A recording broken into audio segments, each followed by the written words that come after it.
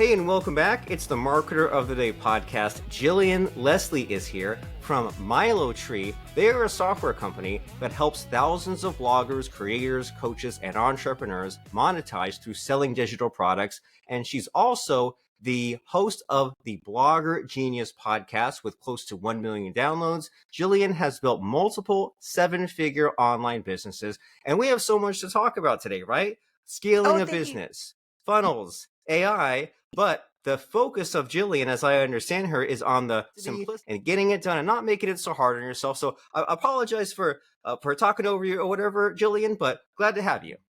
Well, thank you so much. I'm excited to be here. I'm excited to have you. And so I did my best to introduce you, but what did I leave out? What's your core essence? What's your current focus and passion? Well, the thing I shared with you just before we pressed record, I believe every online entrepreneur needs to solve a problem, and it needs to be a very specific problem that they can outline. So the problem that we saw and that we then have worked to solve is to make technology easy for the user. And I feel like it's this problem that is right there. Everybody experiences it, but nobody calls it out because we just kind of assume that tech tools need to be difficult. And you use the iPhone as a perfect example. Like, I don't know about you, but back in 2007, I remember going to the Apple store with my husband, who's my partner, by the way, and he loves technology. And I'm not like an enthusiast like he is. We went to the Apple store. I picked up the iPhone, swiped, I don't know if it was swipe right or swipe up. And I went, oh my God, I want this because it was so easy to use. And that is really what we try to build always with the user in mind, saying, is this simple? Could it just be 4 clicks? And they see success.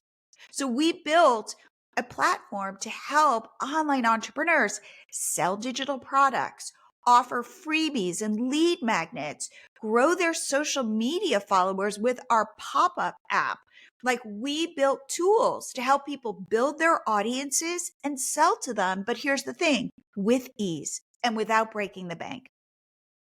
Very nice. And this is an interesting idea. It's like it takes so much work just to simplify things, right? Just to make it easy. Like anyone can make it complicated. And you think about like when computers were new and you have to slide in the RAM cards and the graphics card and take your screwdriver and screw in the hard drive. And now it's like, can't I just get a thing and plug it in, turn it on and go? And like, I'm at my mother's house right now. You can tell from like the 90s decor, and she's 71, and you know she's like she's completely mentally and everything, but still, I'm frustrated when she's like, well, I have to reset a password. I have to get the 6-digit code on my phone. She's like, can we get Amazon Prime on my TV? Oh, well, now you have to type all the letters in, and it's just like, can't I just push the button and go? And it seems like it is a hard problem to solve, right? Of like, as the creator, but especially of this platform you've made, of being like, well, if it's 7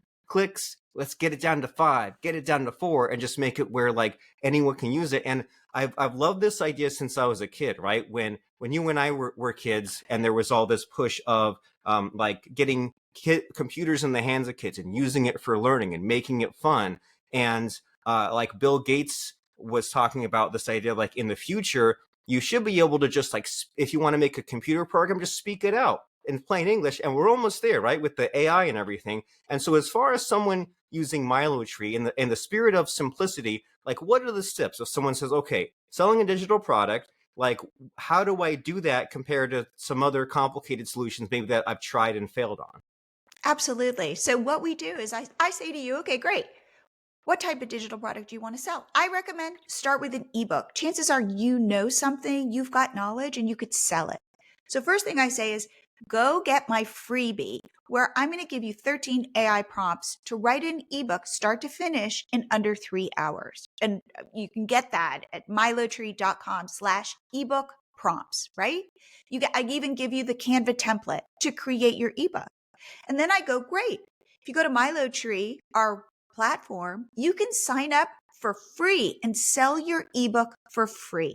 We offer like a free plan, free forever, where you can offer 1 digital product. You can do one freebie or lead magnet where we integrate with all major email service providers. Also, you can get a free pop-up to add to your site to grow your social media followers on whatever platform you prefer. So, okay, now you've got your ebook that you've created on Canva and you've created it as a PDF. You go to MiloTree, you click digital download, give it a short name and a tiny, like two sentence description. Click save. We will create an AI generated optimized sales page for you in seconds. You can edit it, you can regenerate the things, but we've done the heavy lifting for you. So we've thought about, researched, what does a successful sales page look like? And so we do everything that we have learned converts. Again, we integrate, you can set up, you can connect it to Stripe so you can automatically get paid. We deliver your ebook directly to your customer. So you don't have to worry about that. And we integrate with your email service provider. So all that information, their name, their email address can automatically be sent into MailChimp, MailerLite, Flowdesk, ConvertKit, wherever you want it to. And boom, you can start selling immediately. I think you could get the whole thing set up. You got your ebook written, go start selling it in 5 minutes. So we're talking about ease. I'm going to take choices away from you that you don't need to make because you can just trust us. And we even have like images you can use, or you can add your own images to your sales page. But what I have learned in my long journey as an online entrepreneur is the way you find success is by putting it out there and seeing if people respond. You never Yes. know. You have a hypothesis of what you think is going to work, but you really will not know until you've tested it. I say you're a miner. You're mining for gold. You have an idea where you think it is, but you don't know. So you got to start digging. And what are you looking for?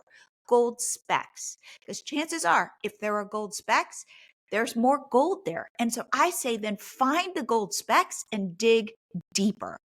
So the only way you know to do that, you will find it, is you got to go out there. You got to put your offer out there wherever your people are so that you can see, is this something that people value? I also talk about it this way. When thinking about how to turn something from a nice to have into a must have that people will actually pay for, think about it this way. I call it 6 purchasing buckets. Does your product make somebody money? Does your product save somebody money? Does your product save somebody time? Does your product move somebody toward happiness, move them away from pain, and or raise their social status? If you can get your product into at least one of these buckets, maybe multiple buckets, these are the triggers where somebody says, well, that's a nice to have, versus, oh my God, I must have this. I'm going to take out my credit card and I'm going to purchase. These are some exciting ideas. I love this. And especially it circling back to the idea of you really need to give people what they want, and you need to deliver on this urgent need and want. And you think about, like, when you ever hear like a politician, right? Say someone's running for president, for Congress, they put in tons of money just in the exploratory, right? For like maybe like a year plus. They don't, like, you think that all these politicians with like decades of experience could be like, oh, I know what I'll run on. I know the issue. I know the platform. They go out and do like tons of surveying because you don't know and you're usually wrong. And the only way to know is you really put it out there and test the market. And I think that it's really basic and fundamental, but it's so basic. A lot of people skipped over learning that part, or maybe they've forgotten, haven't they? And it's just, I think it's an exciting idea because it pushes you to go ugly early and to Ugly improve over. early. Yeah. I love And that. and also it's like it gives you an excuse to iterate and like get your message out again, right? Because like, hey, I updated my ebook. Hey, we added this. Hey, we added this extra angle on it.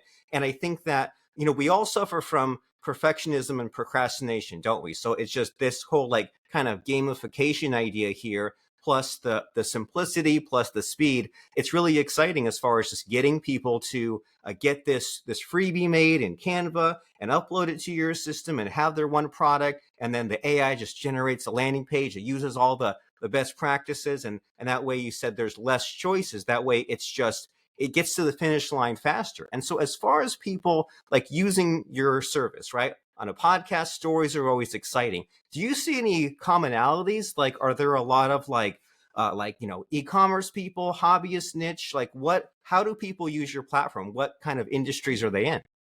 Absolutely. So we started by creating tools for bloggers. So we like one of our biggest cohorts of customers is food bloggers who sell things Mhm. like meal plans through our site, or they sell things like ebooks of their best recipes or cooking tips, or they will sell like a paid workshop that you could just do on Zoom. And I have all these instructions on how easy it is to set it up. So, back to what you were just saying, Reid Hoffman has this like very famous quote, which is like, if you're not embarrassed when you ship a product, you've shipped too late. And I I like love that. that because I always say, I want you to be slightly embarrassed when you put something out there. So when, let's say you do a live workshop, like a lot of people will do like a cooking workshop. And it was funny. And I interviewed somebody on my podcast about this. She's like, it was really embarrassing because I'm in my kitchen. I've got like my iPhone and maybe like another camera set up. And what I realized is throughout this entire thing that was live, she recorded it so she could resell it later. But there was like a dirty dish rag in the back of her shot. And she's mortified. And I said, no, it humanizes you Mm. because guess what? We all have a dirty dish rag in the back in our kitchen. Yeah. And so it's like putting out imperfection, I think can become your secret sauce. Especially as we're moving into this world of I believe the humanness is what we will all crave. That the quirkiness, the dirty dish rag. Now, maybe somebody is going to be like turned off by that. Okay, that's not your person. But my Yeah. hunch is there are enough people who go, you're human and you didn't know. I mean, not that it was just in the background. Probably nobody noticed except her. And so Yeah. I'm all about being authentic, having a point of view. People might listen to me or listen to my podcast and be like, "Oh, what is she talking about?" Like I'm not for tech bros who want to get in Mhm. there and like break it apart. I mean, I do say go try and like break our software, but meaning I'm not going to give you tons of customization, or we're just not. So therefore, you're not my person. But chances are there are a fair number of people who resonate with my message. So I'm okay taking strong stance on things. And I recommend everybody do that. It's how you rise above the noise. Very nice. And rising above the noise is something that it's more important than ever these days, isn't it? With AI, and you can kind of look up anything, and there's kind of this implied quest that you mention here of like finding your people and finding your inner self and who you're meant to be, and also who you evolve into. And as someone who does the digital products and teaches digital products, like I'm sure you've come across that resistance of someone saying, well, what if there's a typo in my Canva document? Well, if there is, and if someone buys from you and they point it out, then fix it. But if someone buys from you and they refund, or they get mad at you because there's the comma in the wrong place, or you said in the video, or there's a dirty dish rag in the background, I really wonder if that complainer would have looked for something else that they didn't like. It's not like they saw that and they reacted to it. They were looking around for you to say one time, and like you said, that's not Exactly. your person. And I say give them their money back. Go Yeah. for it. Like you want to always be putting out your point of view so that again you attract like a magnet the right person. And what I'm Yeah. going to say is while let's say I have strong opinions about building businesses, notice like I'm not sharing with you about my child or my life or whatever unless it's relevant for you. So I'm here to make your life better. And I think sometimes we get confused with being authentic having opinions, let's say, and it being like the Jillian show. It's not the Jillian show. It's me sharing my expertise and saying, hey, Robert, I can make your life better. But it's about you because you're sitting here saying, hey, I want my life to get better. So that's like this fine line between I'm sharing my authentic self, but I say, like, nobody cares about your dogs unless you do something related to dogs. Eventually, if people really like you and want to learn more about you, you can share about your dogs, of course, but it's not about your dog. Like, it's not about you.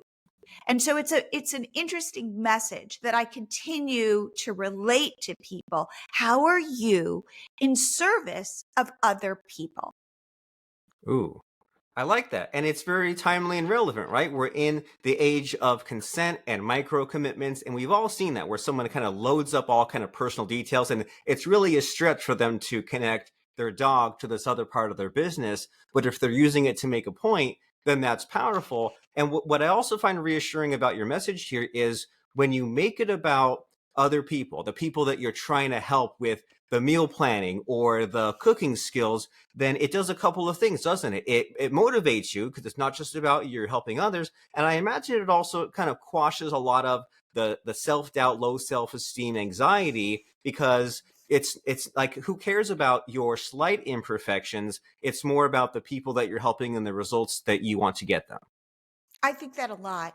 For example, like I would say I'm an ambivert, but I lean toward being an introvert.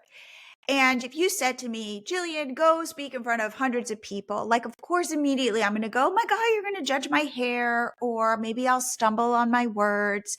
And I can really get caught up in that and feel small and scared. However, the way that I trick myself into doing it, and I will do it, if I can get into the mindset of it's not about me and I'm a helper. And if there are people in the audience of even 500 people that I can help, that I can make their lives better, weirdly, it shifts my whole mental state. And then I can do it because I'm thinking, who cares? Like, what are we Yeah. here for? Except to hopefully make the path of somebody else just a little more pleasant or enlighten somebody else in a tiny way. So it's like if I can put myself into the mindset of the helper, I'm invincible. Yeah. If I am focused on me, I am small, I am fearful, like it's not a good look. Right. And focused on you, it's being too negative, right? It's focusing on the problem. Yeah, We want to maybe I'm not start with the telling problem but myself. get to the solution. Yeah. Yeah, like I'm not saying I'm so great. I'm doing the opposite. And I think we all do this. And so if we can shrink ourselves down, I feel, and be of service, I think that's like a mindset shift that is insanely powerful.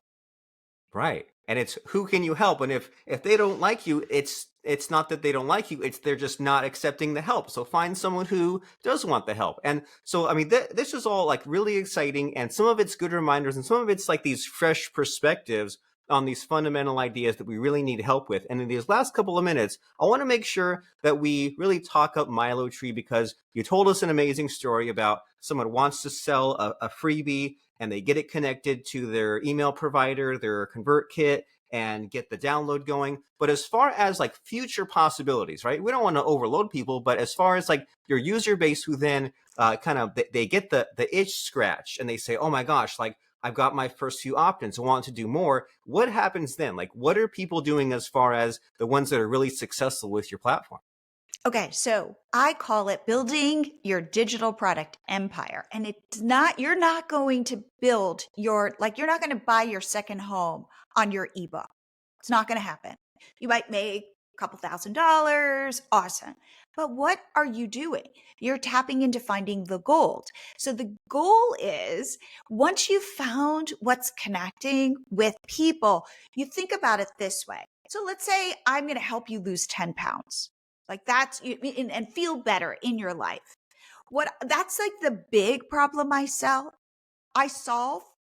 But what can I do then to take that enormous problem and break it down into small solutions that I can then sell to you that also escalate, like on I call it like your purchasing ladder. So let's say in Okay. the beginning, I have a checklist that's my free opt in. And by the way, you can set that up for free forever on MiloTree as part of our free plan.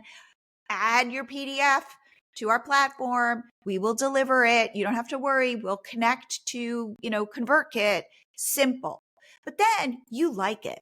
So then on the back end of this, because we offer things like upsells, I can then upsell you my ebook, which takes this journey. Like, let's say the first PDF, the first checklist is something like how to optimize your refrigerator. Okay, then I know you're on this journey. Okay, so what's that next step? Maybe it's like a 5-day meal plan that I can sell you. And then maybe I've got a course. Maybe I've got some coaching. And then maybe I've got a membership. And this is how, and then maybe I've got a mastermind or an offsite where I bring people together.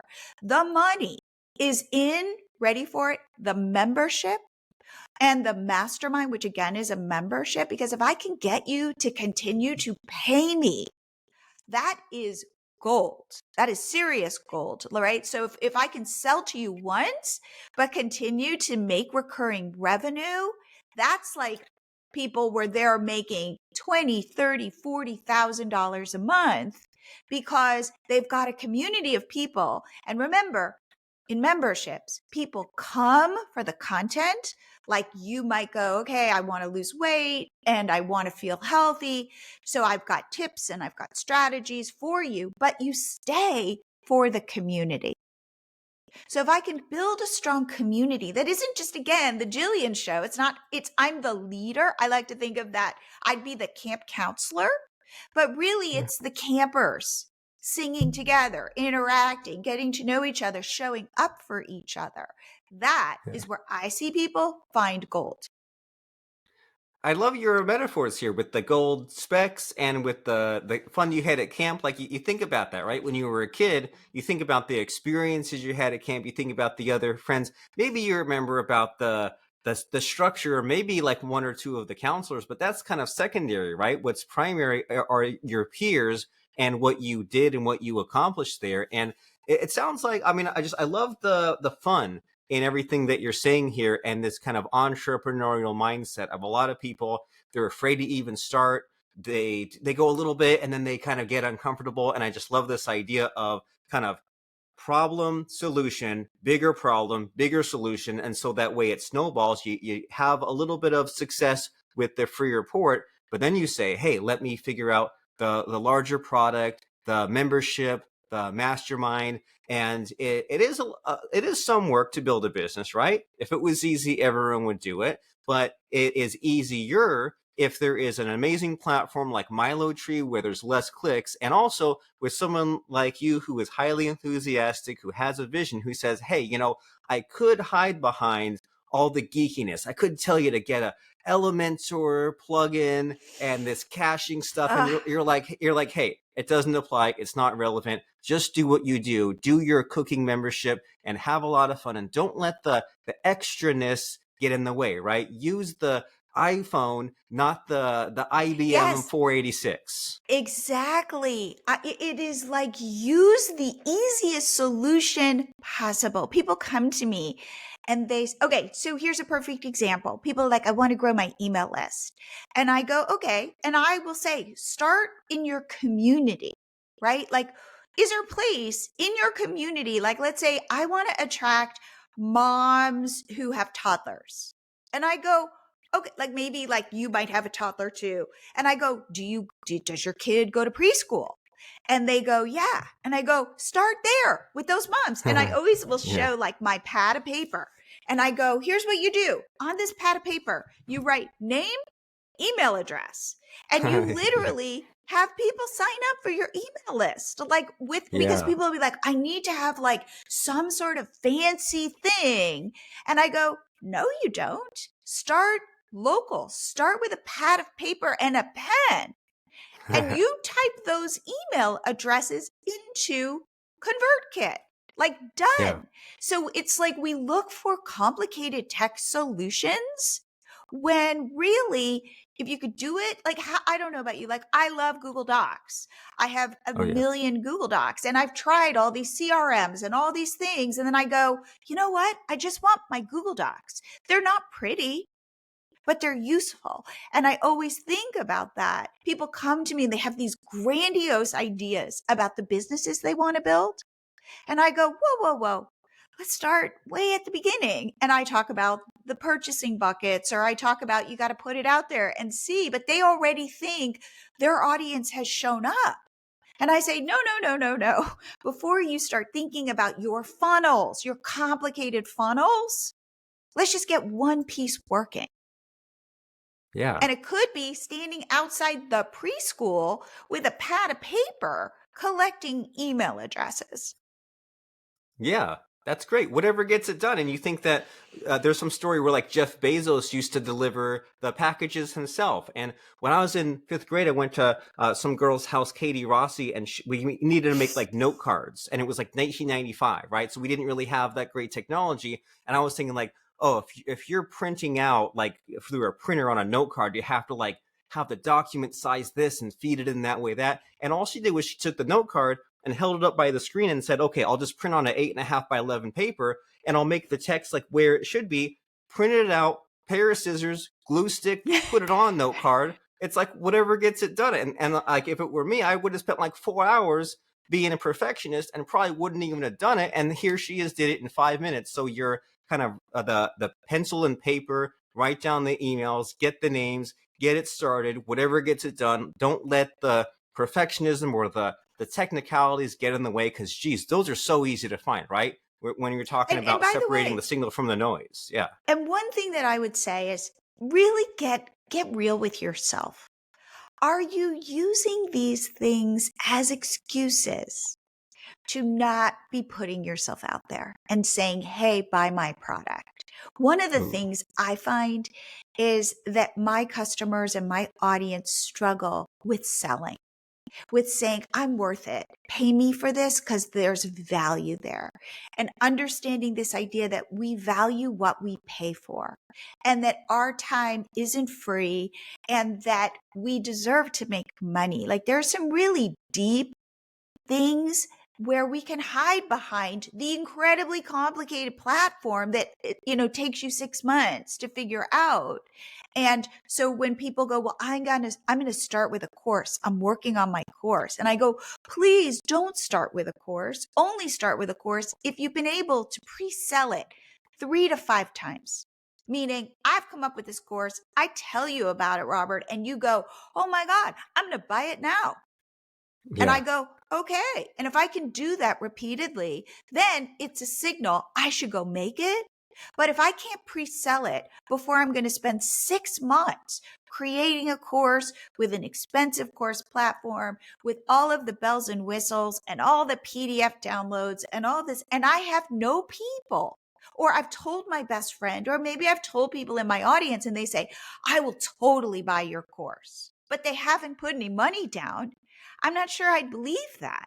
So therefore, Right. go create the ebook and see if you're onto something. But I be love it. honest with yourself. Are you hiding? Because that's a different problem. And that's a problem of changing your mindset and being willing to be embarrassed and recognizing people aren't thinking about you in the way that you think they are, in a way that's funny because it's kind of like puffs up our ego to think all these people are thinking about us. Like, wait, I'm so important that all these people care. And then to go, they really don't care. It almost feels deflating. It's relieving and deflating at the same time. Yeah, this is some deep stuff. I didn't expect us to get so psychological with this. That this whole journey that future MiloTree users are on, it's an opportunity for some personal growth, right? To get over their stuff, to stop doing that whole habit of finding a problem for every solution, right? Instead, look at the order of importance. What's most important? Number one, people. Number two, that they'll buy your product, and maybe in the mix some there, if you yourself are self-sabotaging, it's time to get over that And you won't get over that unless you have some awareness, unless you know that you're attacking the right problem. And that's why people need to be using MiloTree, and they need Oh, to be listening to the Blogger Genius podcast, because sometimes we don't even know what problem that we're solving. And if someone they're listening is saying like, hey, I need to care less about what people think of me, that way I can help others more, that's a direction that we should be headed. And so, speaking of that, what are some next steps here? How can someone start using MiloTree, and how can they tune into your excellent podcast? awesome. Okay, just go to milotree.com, milotree.com. It's our favorite tree in Hawaii. That's what we named our Ooh. company after, because it's our happy place. And really, go sign up for our free plan. It's free forever. Go put up that ebook. If it doesn't sell, take it down, put up another one. It's all free. So you get one free product, one freebie or lead magnet that you want to offer that we'll deliver to your new subscriber, and a pop-up to grow your email, to grow your social media followers. Like, simple. And then the hope is that you like it and that you go, this is really great. And you start finding gold specks. Because if you find gold specks, chances are you're going to want to sell something else. And then we have very reasonable paid plans. But I'm betting on you. I want you to succeed. That's success for me. So do that. And then if you like what I'm saying, if this resonates with you, I have a podcast called the Blogger Genius Podcast, and you can find it anywhere and everywhere. And I would love it if you tuned in and heard. I have some really cool episodes coming out. Well, I'm excited to. I'm going to tune in because I love I your love it. message, and I think that you're definitely living your values here as far as helping others and being selfless and about solving those problems. And it doesn't have to be scary, right? If there's a big problem in front of you, I don't know how to grow this business, I don't know how to sell these digital products. Well, then break it down into smaller problems. Figure out the order of importance, have some initial success, get other people involved, get your buyers, get your community, and then kind of use that as some forward momentum. You see some result, you set aside the time, you do the work, you achieve your goals. That's what we want to be doing. And so you said milotree.com is that service where it's free forever to create your freebie, and you'll use it and you'll love it so much that you want to then upgrade to the other features. And then the Blogger Genius podcast, close to 1 million downloads, hosted by Miss Jillian Leslie herself. And now that we're near the end of the show, Jillian, it's time for the scary part where I try to stump you, try to put you on the spot. It's the part where I ask you about a fun quote or lesson that has served you in life or in business. So what do you have to share with us as far as a fun quote or lesson? So I've been doing my podcast for 7 years weekly. And there was one thing that I stumbled into and shared that has resonated with my audience more than any other concept. And it's this idea to strive for what I call B minus work. And I have post-its all over my desk that say B minus work every day. And it's funny because initially I was coaching a group and I gave them a homework assignment and I said, hey, if you are getting to perfection, you're in the wrong direction. So I said, I want this at B level. And then I went, no, I don't even want this at B level. I want it at B minus level. Because why? B minus is doable and it's not average. I'm asking you to do above average work. So it's not like I'm saying, phone it in, do crappy stuff. I'm saying, hey, I expect a little bit of it, like really like good, but I don't want perfect. And so I can't tell you how many people have reached out to me to be like, your B minus work concept has been so helpful helping me get my work done. And if I can inspire that, and as a recovering perfectionist, I get it. It sucks. And so I have to continually remind myself of this so that I can get my work done. That's very inspiring. It reminds me of, I think, what's the Robert Kiyosaki book that A students will work for C students and B students work for the government. Like we all have our lane. And if you're pursuing the perfectionism, well, that might be holding you back. So it's a great concept. Put in the B work or the B minus work. It's never complete, right? It's never perfect. We're always improving stuff. And is someone really going to notice that one little font size or that one little color? Like, obsess over finding new customers and changing lives. Don't obsess over the minor details. That's not going to help anyone, and time is limited. And time is also limited for you to take action, right? There's always some other excuse or distraction. So it's very important that you go to MiloTree.com and sign up for an account and start using it. Have fun with it. It's made for simplicity. It's made for someone like you who's been held back for all these reasons. But the time for excuses is over. MiloTree.com and the Blogger Genius podcast. And thanks so much, Jillian, for stopping by and sharing all of these fun stories, fun ideas. I love your knowledge. I love your message. I really appreciate you. Well, thank you so much for having me. I've had a lot of fun.